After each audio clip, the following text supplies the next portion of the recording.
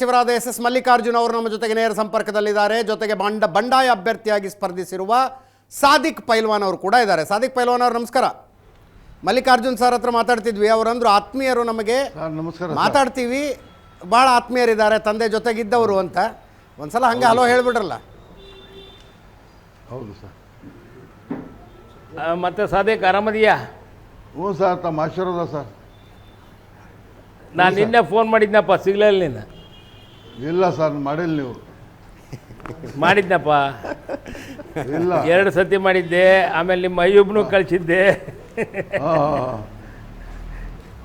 ನೀವು ಇಷ್ಟು ಚೆನ್ನಾಗಿ ಮಾತಾಡ್ಕೊಂಡು ಈಗ ಮತ್ತೆ ಬಂಡಾಯ ಅಂತಿದ್ರಿ ನೋಡ್ರಿ. ಅದನ್ನೇ ರೀ ಹೇಳಿದ್ದು ನಾನು. ಮನೆಯವ್ರಿದ್ದಂಗೆ ಅದಾವ ನಾವು. ಏನು ಮಾಡ್ತೀರಿ ಸಾದಿಕ್ ಪೈಲ್ವಾನ್ ಅವರೇ? ಏನಪ್ಪ ಸಾದಿಕ್ ಸರ್, ನಮ್ಮ ರಾಜ್ಯದ ಮಂತ್ರಿಗಳು ಎಸ್ ಮಲ್ಲಿಕಾರ್ಜುನ್ ಅವರು, ಅವರ ತಂದೆರಾದಂಥ ನಿಧನ ಆದ ಶಾಮನೂರು ಶಿವಶಂಕರಪ್ಪನವರು ನನ್ನ ತಂದೆ ಸರಿಸಮ, ನನ್ನ ಗುರುಗಳು, ರಾಜಕೀಯ ಗುರುಗಳು. ಓಕೆ, ಆ ನಿಟ್ಟಿನಲ್ಲಿ ನಾವು ಅವರ ಭುಜ ಹಚ್ಚಿ ನಾವು ಕೆಲಸ ಮಾಡಿರೋದು. ಇನ್ನು ಮಲ್ಲಿಕಾರ್ಜುನ್ ನಮ್ಮ ಉಸ್ತುವಾರಿ ಮಿನಿಸ್ಟ್ರು, ನಮ್ಮ ರಾಜ್ಯದ ಮಿನಿಸ್ಟ್ರು, ಇನ್ನೂ ರಾಜಕೀಯಕ್ಕೆ ಬಂದದ್ದಿಲ್ಲ. ಚುನಾವಣೆ ಶಂಕರನಾರಾಯಣ ಇದ್ರಿಗೆ ಶಾಮನೂರು ಶಿವಶಂಕರಪ್ಪನವರು 1400 ಓಟಿಂದ ಆದಂತರ ಆವಾಗ ದಕ್ಷಿಣ ಉತ್ತರ ಆದಾಗ ಆವಾಗ ನಮ್ಮ ಎಸ್ ಮಲ್ಲಿಕಾರ್ಜುನವ್ರಿಗೂ ಬಯಲಿಗೆ ತಂದರು. ತಂದ ಮೇಲೆ ಅವ್ರಿಗೂ ನಾವೆಲ್ಲ ಪ್ರತಿ ಬಾರಿ ನಾವು ಗೆಲ್ಲಿಸ್ಕೊಂತ ಬಂದ್ವಿ. ಅವ್ರು MP ಸೋತ್ಕೊಂತನ ಬಂದರು, MLA ಗೆಲ್ಲಿಸ್ಕೊಂತನ ಬಂದ್ವಿ. ನಮ್ಮ ಹಿರಿಯರು ಶಾಮನೂರು ಶಿವಶಂಕರಪ್ಪ ಅವ್ರನ್ನ, ನಮ್ಮ ಗುರುಗಳನ್ನ ಯಾವಾಗಲೂ ನಮ್ಮ ದಾವಣಗೆರೆ ಜಿಲ್ಲೆ ದಕ್ಷಿಣ ಉತ್ತರ ಯಾವಾಗಲೂ ಅವರಿಗೆ ನಾವು ಬಿಟ್ಕೊಟ್ಟಿಲ್ಲ. ಎಂಥ ಕಠಿಣ ಬಂದ್ರೂ ಇದು ಬಂದ್ರೂ ನಾವು ಅವ್ರನ್ನ ಭುಜ ಹಚ್ಚಿ ಅಲ್ಪಸಂಖ್ಯಾತರು, ಅಹಿಂದ ಜನಾಂಗರು ನಾವೆಲ್ಲರೂ ಎಲ್ಲ ಕೂಡಿ ಅವರಿಗೆ ನಾವು ಗೆಲ್ಲಿಸ್ಕೊಂತ ಬಂದಿದ್ವಿ ಸರ್. ಏನು ಊರು ನಮ್ಮ ದಾವಣಗೆರೆ ಡಿಸ್ಟಿಕ್ಕು ದುರಾದೃಷ್ಟನೋ ಏನೋ, ಯಜಮಾನ್ರು ಇನ್ನೂ ಕಾಲಾವಕಾಶ ಇರಬೇಕಾಯಿತು. ಅವ್ರು ನಿಧಾನ ಆಗಿದ್ದರಿಂದ ಅದು 2 ವರ್ಷ 2.25 ವರ್ಷದ್ದು ಸೀಟು ಏನಿತ್ತಲ್ಲ, ನಮ್ಮ ಮಂತ್ರಿಗಳು ಎಸ್ ಮಲ್ಲಿಕಾರ್ಜುನ್ ಅವರಿಗೆ ನಾನು ಯಾವಾಗಾದ್ರೂ ಯಾವ ಎಲೆಕ್ಷನ್ ಆದ್ರೂ ಅವ್ರ ಜೊತೆಗೆ ಇದ್ದಾನು, ಅವರಿಗೆ ನಾನು ಮಾತಾಡ್ಸ್ಕೊಂತಿದ್ದಾನು. ಏನೋ ಕಷ್ಟ ಸುಖಕ್ಕೆ ಯಾವ ಲೆಟ್ರ್ ಹೋದರೆ ಅದೆಲ್ಲ ಮಾಡಿಕೊಡೋರು. ನಾನು ಯಾವಾಗಲೂ ನಾನು ಡೂಡ ಕೇಳ್ಕೊಂತನ ಬಂದೆ. ನನ್ನ ವಿರುದ್ಧ ಇನ್ನೊಬ್ಬರಿಗೆ ಕೊಟ್ಟರು. ಕೊನೆಗೆ ಆ ಜನದಾಗ ಹೋಗಿ ಕೇಳಿದಾಗ ಆ ಸಂದರ್ಭದಲ್ಲಿ ನಿನ್ನ ಅದು ಯಾಕೆ ಸಣ್ಣದು, ನಿನಗೆ MLA ಮಾಡೋಣ ಬಿಡು ಅಂತ ಹೇಳಿದರು. MLA ಸಂದರ್ಭ ಬಂದಿತ್ತು 2 ವರ್ಷದ್ದು, ಅದಕ್ಕೆ ಅವಕಾಶ ಮಾಡಿಕೊಳ್ಳಿಲ್ಲ ಸರ್. ಅದಕ್ಕೋಸ್ಕರ ನಮ್ಮ ಸಮಾಜ ನಮಗೆ ಕಡೆ ಕಾಣಿಸ್ತಂಥೇಳಿ, ಆಯಿಂದ ವರ್ಗದ ಜನ ನಮ್ಮನ್ನು ಕಡೆ ಕಾಣಿಸ್ತಂಥೇಳಿ ನಾನು ಬಂಡಾಯ ಅಭ್ಯರ್ಥಿ ಹಾಕಿದ್ದೇನೆ ಸರ್. ಅವ್ರದ್ದು ಆಶೀರ್ವಾದ ಇದ್ದರೆ ನಾನು ಗೆದ್ದು ಹೋದ್ರೇ ಕಾಂಗ್ರೆಸ್ನಲ್ಲಿ ಹೋಗೋದು. ನಾನು ಇನ್ನೊಂದು ಪಕ್ಷಕ್ಕೆ ನಾನು ಬೆಂಬಲ ಕೊಡೋನಲ್ಲ. ನಮ್ಮ ಮಿನಿಸ್ಟ್ರಿಗೆ ನನ್ನ ಪರವಾಗಿ ಎಲ್ಲ ಗೊತ್ತಿದೆ. ನಾವು ಅವರ ನೆಲೆಯಲ್ಲಿ ನಾನು ನಡ್ಕೊತ ಹೋಗೋಂಥ ನಾವು ಅಲ್ಪಸಂಖ್ಯಾತರು, ನಾವು ಅಂಥ ಜನ ಸರ್. ನಮ್ಮನ್ನು ಕಡೆ ಕಾಣಿಸಿದ್ರು ಸರ್ ನಮ್ಮ ಮಿನಿಸ್ಟ್ರು. ಅದಕ್ಕೋಸ್ಕರ ನಾನು 100 ಪಟ್ಟು ನಾನು ಖಂಡಿತವಾಗೂ ನಾನು ಬಂಡಾಯ ಅಭ್ಯರ್ಥಿ ಆಗಿದ್ದೇನೆ ಸರ್. ನನಗೆ KPCCಯವರು ನಮ್ಮ ರಾಜ್ಯದ ಜವಾಬ್ದಾರಿ ಮಿನಿಸ್ಟ್ರು, ಮುಖ್ಯಮಂತ್ರಿಗಳು ನಮ್ಮನ್ನು ಕಡೆ ಕಾಣಿಸಿದ್ರು ಸರ್. ಕೊನೆ ಕ್ಷಣಕ್ಕೂ ನಮ್ಮನ್ನು ಅಲ್ಲ, ಮೈನಾರ್ಟಿಗೆ ಸಾದಿಕ್ ಪೈಲ್ವಾನಿಗೆ, ಮೈನಾರ್ಟಿಗೆ ಸಾದಿಕ್ ಪೈಲ್ವಾನಿಗೆ ಅಂತಾನೆ ಅದು ಮಾತು ಕೊಡ್ತಾಯಿದ್ರು ಸರ್. ಆಮೇಲೆ ನಾನು ಗುರುವಾರ ದಿವಸ ಫೋನ್ ಮಾಡಿದಾಗ ಶುಕ್ರವಾರ ಆಕೈತಪ್ಪ ನಿನ್ನ ಪರವಾಗಿ ಆಕೈತೆ ಅಂದಾಗ ಮತ್ತು ನಾನು ಅರ್ಜಿ ಸಲ್ಲಿಸ್ತೇನೆ ಸರ್ ಅಂದೆ. ಸಲ್ಲಿಸ್ರಿ ಅಂತ ಹೇಳಿದರು. ಆ ಅರ್ಜಿ ಶುಕ್ರವಾರ ದಿವಸ ಸಲ್ಲಿಸಿದೆ. ಆದಾದ ನಂತರ ನಾನು ಕಾಂಗ್ರೆಸ್ ಅಭ್ಯರ್ಥಿ ಅಂತೇಳಿನೇ ಹಾಕಿದ್ದು. ಶನಿವಾರ ದಿವಸ ನಮ್ಮ ಎಸ್ ಮಲ್ಲಿಕಾರ್ಜುನ ಪುತ್ರಿಗೆ ಆಯಿತು. ಆದ ನಂತರ ಜನ ಎಲ್ಲ ಧರ್ಮದವರು ಸರ್, ಮೈನಾರಿಟಿ ಒಂದೇ ಅಲ್ಲ, ಆಯಿಂದ ಜನ ವರ್ಗದವರು ಎಲ್ಲರೂ ಬಂದು ಏನು ಮಾಡ್ತೀರಿ ಅಧ್ಯಕ್ಷರೇ, ಏನು ಮಾಡ್ತೀರಿ ಪೈಲ್ವಾನ್ರೇ ಅಂತಕ್ಕದ್ದು ಮಾತು ಅಂದಾಗ ಸರ್, ನಾನೆಲ್ಲ ನಮಗೆಲ್ಲರದ್ದು ಆಶೀರ್ವಾದ ಇದೆ. ನಾನು ಆಶೀರ್ವಾದ ಪ್ರಕಾರ ನಾನೆಲ್ಲ ಊರಲ್ಲಿ ನಾನು ಕೆಲಸ ಮಾಡ್ಕೊಂಡು ಹೋಗ್ತೀನಿ, ಬಯಲಾಗಿರ್ತೇನೆ. ನಾನು ರಣರಂಗ ಮೈದಾನದಲ್ಲಿ ಇದ್ದು ನಾನು ಇಬ್ಬರು ಮಧ್ಯೆ ನಾನು ಚುನಾವಣೆ ಗೆದ್ದು ನಾನೆಲ್ಲ ಅವ್ರ ಪರವಾಗಿ ನಾನೆಲ್ಲ ಕೆಲಸ ಮಾಡ್ಕೊಂತ ಅವ್ರ ನಿಟ್ಟಿನಾಗೆ ಅವ್ರು ಹೇಳ್ದಂಗೆ ಕೇಳ್ಕೊಂಡು ನಿಟ್ಟಿನಾಗ ಕೆಲಸ ಮಾಡ್ಬೇಕಂತ ನಾನೆಲ್ಲ ವಿಶ್ವಾಸದಲ್ಲಿ ನಾನು ಅದೇನು ಸರ್. ಅಲ್ಲ ಸರ್, ಈಗ ಅವ್ರ ಮಗನ್ನ ಎಲೆಕ್ಷನ್ಗೆ ನಿಲ್ಲಿಸಿದ್ದಾರೆ, ಅವ್ರ ಆಶೀರ್ವಾದ ಮಾಡಲಿ ನನಗಂತೀರಲ್ಲ ನೀವು. ಸರ್ ಖಂಡಿತವಾಗಿ ನನಗೆ ಮಾಡ್ತಾರೆ ಸರ್. ನಾನು ಗೆದ್ದೋದ್ರೆ ನನಗೆಲ್ಲ ನಾನು ಕಾಂಗ್ರೆಸ್ನಲ್ಲಿ ಎಲ್ಲ ಹೋಗೋದು, ಇನ್ನೊಂದು ಪಕ್ಷದಲ್ಲಿ ನಾನೇ ಹೋಗೋಕೆ ಹೋಗಲಿ. ಈಗ ನೀವು ನಿರಂತರವಾಗಿ ಶಾಮನೂರು ಅಂದರೆ ಶಾಮನೂರು ಶಿವಶಂಕರಪ್ಪನವ್ರ ಜೊತೆಗಿದ್ದವರು, ದಣೇರು ಅಂದ್ಕೊಂಡಿದ್ದವರು, ಅವ್ರ ಮೊಮ್ಮಗ ಎಲೆಕ್ಷನ್ಗೆ ನಿಂತಿರುವಾಗ ನೀವು ಬಂಡಾಯ ಅಂತಿದ್ದೀರಿ. ಈಗ ಸರ್ ಈಗ ವಯಸ್ಸಿನ ತಕ್ಕಕ್ಕೆ ಬಂದರೆ ಖಂಡಿತವಾಗೂ ನಾವೆಲ್ಲ ಹೋದ ಸತಿ 2 ತಿಂಗಳ ತೆಳಗೆ ಹೇಳಿದೆ, ನಮ್ಗೆ ಏನು ಅಭ್ಯಂತರ ಇಲ್ಲ, ವಯಸ್ಸಿಗೆ ಬಂದರೆ ನಾವೇ ಎಲ್ಲ ಬಯಲಿಗೆ ಬಂದು ನಾವು ಅವ್ರಿಗೆ ದುಡಿತೀವಿ, ಅವರಿಗೆ ಎಲ್ಲ ಗೆಲ್ಲಿಸ್ಕೊಂಡು ಹೋಗ್ತೀವಿ ಅಂತ ಹೇಳಿದ್ದೆ. ಓಕೆ, 2 ವರ್ಷ ಕಾಲನೂ ಅವರಿಗೆ ಶಾಂತಿ ಇಲ್ಲ, ನಮ್ಮ ಮೈನಾರಿಟಿಗೆ ಗುರುತಿಸಿಲ್ಲ ಅಂತ ಹೇಳಿ ಅಂದ ನಿಟ್ಟಿನಲ್ಲಿ ನಾನೆಲ್ಲ ಬಿ ಫಾರಮ್ ನನಗೆ ಸಿಗಲಿಲ್ಲ ಕಾರಣಕ್ಕೆ ನಾನೆಲ್ಲ ಬಂಡೆ ಹಾಕಿದ್ದೇನೆ ಸರ್. ಈಗ ಯಾರು ನಿಮಗೆ ಟಿಕೆಟ್ ಕೊಡ್ತೀವಿ, ನೀವು ಬಿ ಫಾರ್ಮ್ ಆಮೇಲೆ ಕೊಡ್ತೀವಿ, ನಾಮಿನೇಷನ್ ಫೈಲ್ ಮಾಡ್ರಿ ಅಂತ ಹೇಳಿದವ್ರು ಯಾರು ನಿಮಗೆ?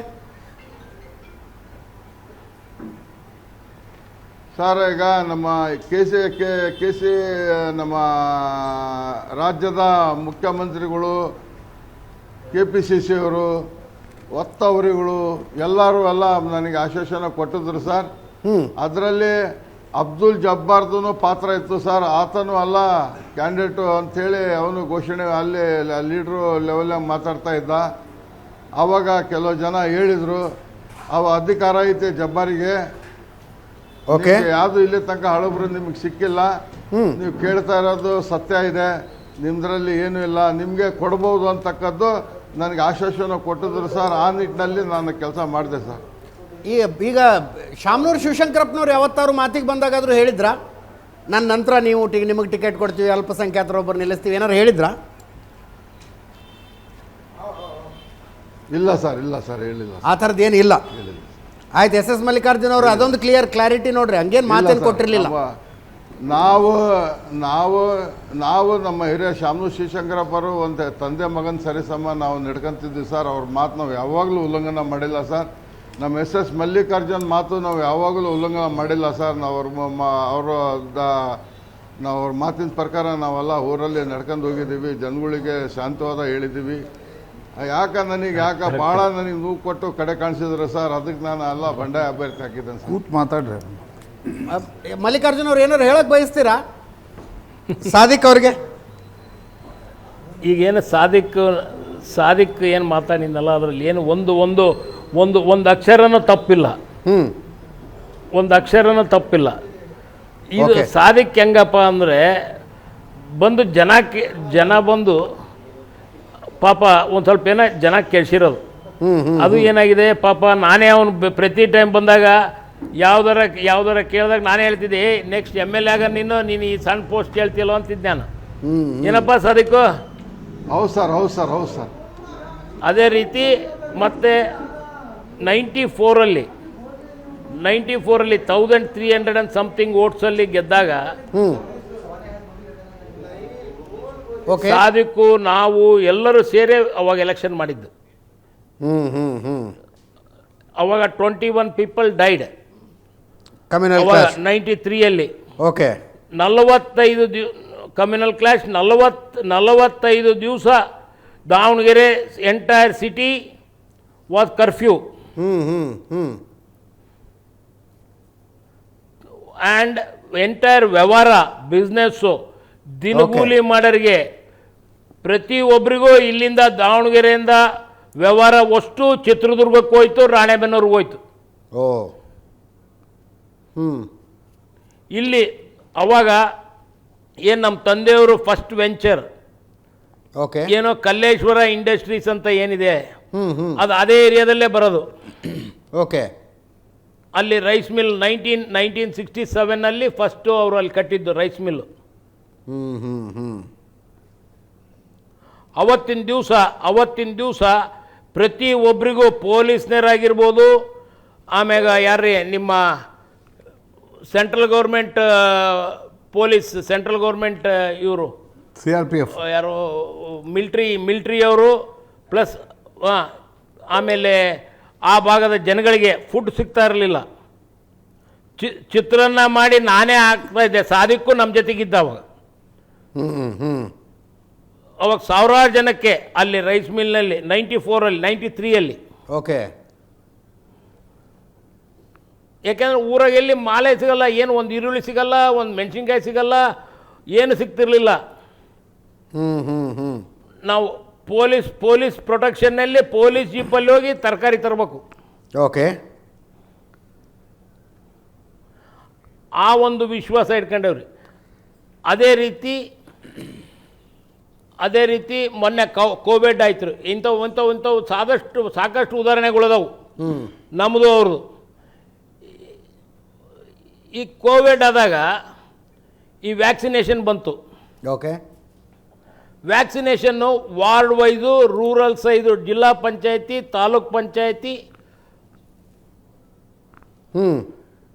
ಎಲ್ಲ ಇದಕ್ಕೆ ಡಿಸ್ಟ್ರಿಬ್ಯೂಷನ್ ಮಾಡಬೇಕಾಯ್ತು.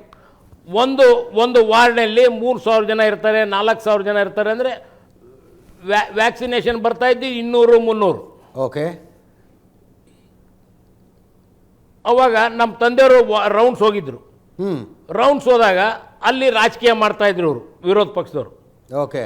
ವಿರೋಧ ಪಕ್ಷದವರು ನಮ್ಮ ಪಾರ್ಟಿನೋ ನಮ್ಮೆರಿಗೆ ವ್ಯಾಕ್ಸಿನ್ ಹಾಕಿರಿ, ಅವ್ರಿಗೆ ಹಾಕ್ಬೇಡ್ರಿ, ಇವ್ರಿಗೆ ಹಾಕ್ಬೇಡ್ರಿ ಅಂತ. ಅದು ಸಿಟ್ಟು ಬಂತು ಇವ್ರಿಗೆ. ಸಿಟ್ಟು ಬಂದು ಸೀದಾ ಮನೆಗೆ ಬಂದ್ಬಿಟ್ಟು ನನ್ನೇ ಕರೆದ್ರು. ಓಕೆ. ಕರೆದು ಹಿಂಗೆ ಮಾಡ್ತಾ ಇದಾರ, ಇವ್ರೆಲ್ಲರಿಗೂ ನಾವು ವ್ಯಾಕ್ಸಿನೇಷನ್ ಕೊಡಿಸ್ಬೇಕು. ಇಲ್ಲಿ ನೋಡಿ ಜನ ಸಾಯ್ತಾ ಇದಾರ. ಯಾವ್ದಾರ ಹಾಸ್ಪಿಟ್ಲಿಗೆ ಸೇರಿದರೆ ಅವರು 5 ಲಕ್ಷ, 6 ಲಕ್ಷ, 7 ಲಕ್ಷ ಅಂತಾರ. ನಮ್ಮ ಹಾಸ್ಪಿಟ್ಲಾಗೆ ಒಂದು 500 ಬೆಡ್ ಆಕ್ಸಿಜನ್ ಬೆಡ್ಗಳು ಮಾಡಬೇಕು. ಇದ್ದಿದ್ದು 100 ಬೆಡ್ ಅವಾಗ. Okay. Okay. 500 beds within 1 week time we converted all the 500 beds ನ ಆಕ್ಸಿಜನ್ ಬೆಡ್ಸ್ ಮಾಡಿ, ರಾತ್ರಿ 3 ಗಂಟೆ ಆಗಲಿ ಬೆಳಗಿನ ಜಾವ 4 ಗಂಟೆ ಆಗಲಿ ಯಾವ ಫೋನ್ ಬಂದರೂ ಅಡ್ಮಿಟ್ ಆಗಬೇಕು. ಲಾನ್ನಲ್ಲಿ ನಾನು ಕಣ್ಣಾರೆ ನೋಡಿದ್ರಿ. ಇದು ಲಾನ್ನಲ್ಲಿ ಒದ್ದಾಡ್ತಾ ಇದ್ರು. ಲಾನ್ನಲ್ಲಿ ಒದ್ದಾಡಬೇಕಾದ್ರೆ ಅವ್ರನ್ನ ಒಳಗೆ ಹೋಗಿ ಒಂದು ಬೆಡ್ಡಲ್ಲಿ 3 ಪೇಷಂಟಿಗೆ ಆಕ್ಸಿಜನ್ ಕೊಟ್ಟು ಕೆಲಸ ಮಾಡಿದರು ಪಾಪ ಡಾಕ್ಟರ್ಸು. ಅದೆಲ್ಲ ಕರೆಕ್ಟ್. ಈಗ